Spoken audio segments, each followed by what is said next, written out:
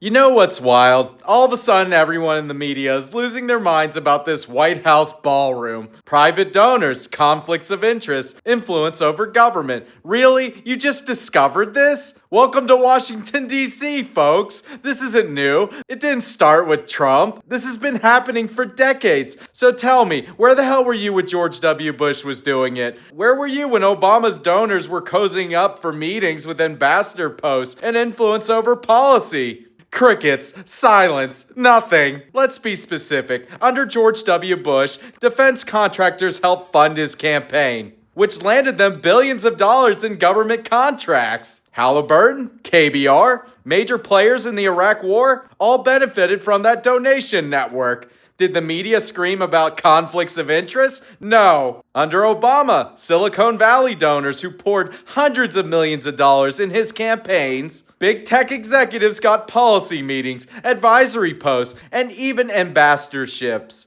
Wall Street bankers, similar story. Yet the press called it smart outreach and a public-private partnership. Even earlier, think of Clinton. The White House Historical Association, which receives private funds, funded renovations and special projects. Hillary Clinton's fundraising networks brought in millions for the Democratic Party. And some of these donors got high-level access meetings. Where was the media meltdown then? Not even close. And let's go back even further. Ronald Reagan hosted private fundraising galas. Nixon's donors influenced appointments. The revolving door of money and power has always existed in Washington. And yet somehow when Trump does the obvious, so-called journalists like Jake Tapper act like he's uncovered a brand new ethical scandal. Private donors funding White House projects? Really? That's been the system for decades. And what's the difference now? Trump doesn't even bother hiding it. He doesn't sugarcoat it. He makes it flashy. He makes it obvious.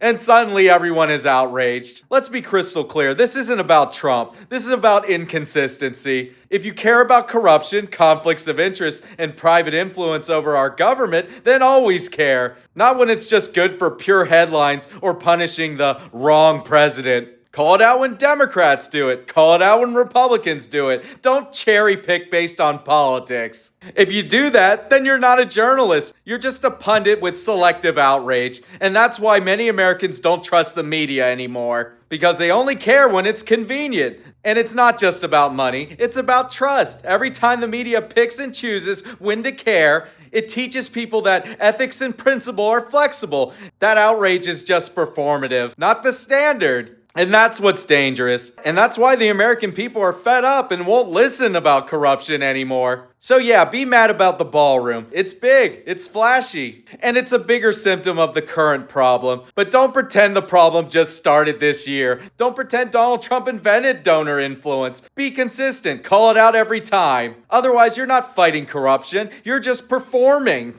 And that's just exhausting, it's dishonest, and frankly, it's embarrassing. And it's not hard to understand. Consistency is simple. You either care about corruption, conflicts of interest, private influence, or you don't. You can't pick and choose based on politics and still call yourself credible. So here's the bottom line. The system has always been flawed. The media has always been selective. But if you want people to take you seriously, if you actually want to fight corruption, start with honesty. Start with consistency. Otherwise, you're just a voice screaming in the wind, hoping that nobody remembers the last time you ignored the exact same problem.